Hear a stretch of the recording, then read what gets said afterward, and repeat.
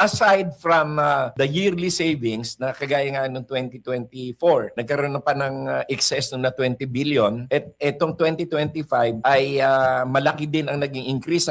Yung 2024 ay 175 billion ang kanilang collection. Noong 2025 ay umabot ng 205 billion ang kanilang collection at ang naging expenses is around 190 billion. So may sumobra pa rin 15 billion even without the 60 billion or 90 billion standby fund which actually came from PAGCOR and PCSO. Ngayon, yung pondo na yan hindi naman nagagalaw. Tama. And aside from that, meron na talagang 500 billion na standby fund or buffers fund ang PhilHealth na kung sakaling kulangin ang yearly collection nila ay merong paghuhugutan. May buffer. Tama. Hindi yung 60 million at 60 billion at 90 billion in total. Opo. Kundi doon kukuha sa 500 billion dahil yun yung batas ng PhilHealth eh.